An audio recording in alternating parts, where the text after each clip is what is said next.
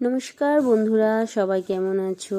আমি আজকে চলে আসলাম আমার নতুন একটা রেসিপি, পুঁটি মাছ দিয়ে কাঁচা টমেটোর তরকারি। কাঁচা টমেটোগুলোকে প্রথমে ধুয়ে নিয়ে এইভাবে সরু সরু করে পিস পিস করে কেটে নিতে হবে। দেখুন আমি যেভাবে কেটেছি ঠিক ওইভাবে কেটে রাখতে হবে। এবার কয়েকটা আলু নিয়ে আলুগুলোকেও সরু সরু করে পিস পিস করে কেটে নিতে হবে। আলুগুলো কেটে নেওয়ার পরে যে পুঁটি মাছগুলো ছিল সেই মাছগুলোকে আমি নুন হলুদ দিয়ে মাখিয়ে রেখে দেবো এবং কড়াইতে তেল দিয়ে তেলটা গরম হয়ে গেলে মাছগুলোকে আমি ছেড়ে দেবো, দিয়ে ভালো করে ভেজে নিতে হবে লাল লাল করে।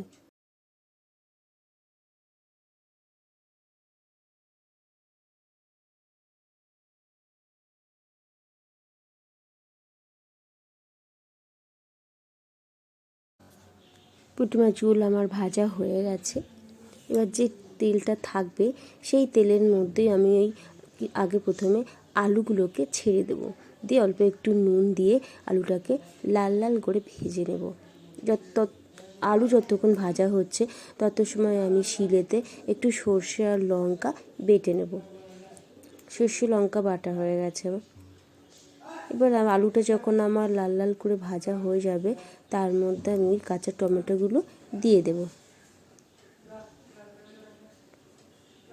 কাঁচা টমেটোগুলো দিয়ে এর মধ্যে নুন হলুদ দিয়ে ভালো করে আর একটু লাল লাল করে আমি ভেজে নেব।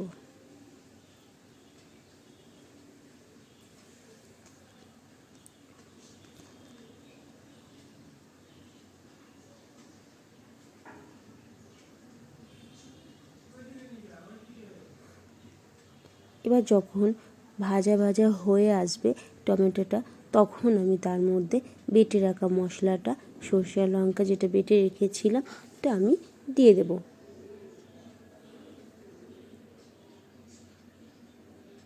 মশলাটা দিয়ে ভালো করে একটু নাড়াচাড়া করে নিতে হবে। নিয়ে একটু ভাজা ভাজা করে নিয়ে এর মধ্যে অল্প একটু গরম জল দিয়ে দেবেন।